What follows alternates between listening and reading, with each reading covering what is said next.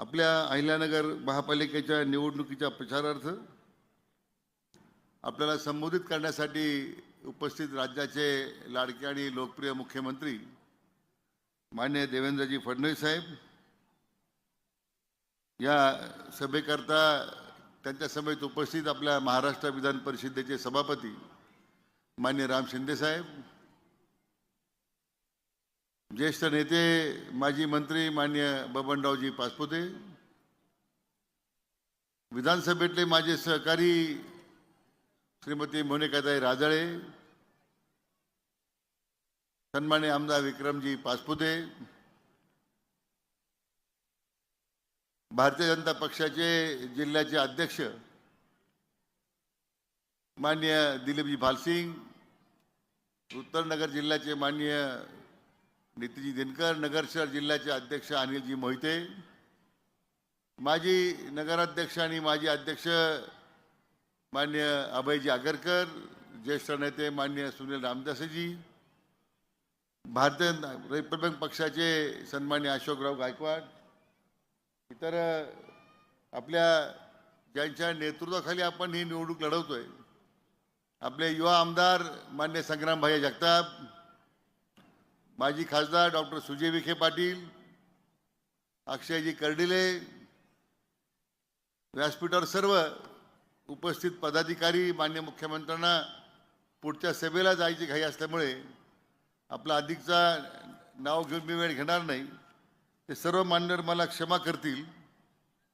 आणि उपस्थित सर्व आपल्या युतीचे उमेदवार, जमलेले सर्व बांधव भगिनी आणि पत्रकार मित्रांनो, प्रथमतः आपल्या सर्वांच्या वतीने आपले लोकप्रिय मुख्यमंत्री माननीय देवाभाऊंचं मी आपल्या सर्वांच्या वतीने मनपूर्वक स्वागत करतो.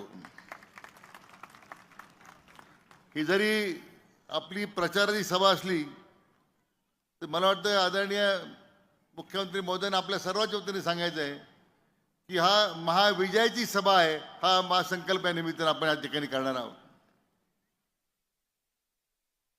या जिल्ह्याने आपल्या अहिल्यानगर जिल्ह्याने महाराष्ट्र विधानसभेला सर्वाधिक आमदार निवडून दिले. नगरपालिकेच्या निवडणुकीमध्ये सर्वाधिक नगरपालिका महायुतीच्या आपण निवडून दिल्या. आणि आता ही महानगरपालिका ही आपल्या युतीचा झेंडा फडकवताना आपल्या नेतृत्वाखाली आम्ही हॅट्रिक निर्माण करणार आहोत, ही मी आपल्या ठिकाणी खात्री देणार आहे. आपला अहिल्यानगर जिल्हा आणि शहर विकासाच्या दृष्टीने ज्या पद्धतीने आता वाटचाल करते, विकास प्रक्रियेला जी गती मिळालेली आहे, आपल्या माध्यमातून वेगवेगळ्या प्रकल्पाला मिळालेल्या मान्यता, वेगवेगळ्या प्रकल्पाला मिळालेला पाठबळ, त्यामुळे आपला अहिल्यानगर शहर आणि जिल्हा आपल्या महाराष्ट्राच्या या सगळ्या प्रगतीमध्ये प्रथम क्रमांकाचा जिल्हा होण्यासाठी आता आपला जिल्हा त्या ठिकाणी मार्ग आक्रमण करतो.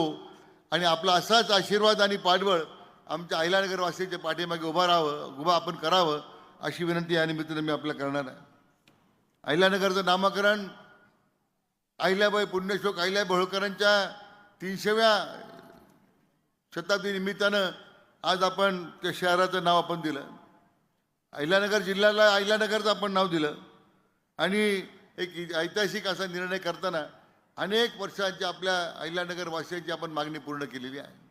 हे करत असताना जिल्ह्याच्या अनेक आघाड्यांवर आपण चोंडी येथे जी राज्य मंत्रिमंडळाची बैठक घेतली, आणि मला साहेब आपलं अभिनंदन करायचं आहे की अहिल्यानगरच्या दृष्टीने अनेक विकासात्मक निर्णय घेऊन आपण या अहिल्यानगर जिल्ह्याला विकासात्मक नवी दिशा आपण आम्हाला दिलेली आहे. म्हणून आपलं मनापासून मी अभिनंदन करतो. औद्योगिक आज आपला अहिल्यानगर जिल्हा हा मी म्हटल्याप्रमाणे सगळ्याच आघाड्यावर त्या ठिकाणी सगळ्या आघाड्यावर त्या ठिकाणी काम करतोय. औद्योगिकरणाचं मोठ्या प्रमाणात जाळ त्या ठिकाणी झपाट्यानं सुपाईमडी असेल, शिर्डी MIDC असेल. आमची विनंती साहेब अशी आहे की नगर MIDCला विस्तार तातडीनं होणं आणि नगर MIDC मध्ये नवीन मोठे उद्योग येणं, यासाठी खरं म्हणजे आपल्याला विनंती करणार आहे. आमच्या असंख्य तरुणांना रोजगाराच्या नव्या संधी आपल्याला उपलब्ध करून द्यायच्या आहेत.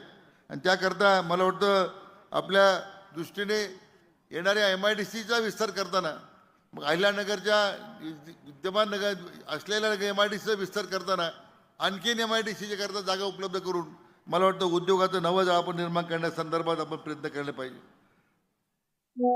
आणि मुख्यमंत्री महोदय, खरं तर आमच्या जिल्ह्याच्या दृष्टीने आपण भरपूर दिलंय. दुष्काळी भागाला वरदान ठरणाऱ्या साखळी योजनेला आपण पाठबळ दिलं. आज त्याला कालच MWRने मान्यता दिली. ते भूमिपूजन आपल्या पुढच्या महिन्यात करता येईल. कुकडी प्रकल्पाला 400 कोटी रुपये पहिल्यांदा आपण कालव्याच्या नूतनीकरणाकरता दिले.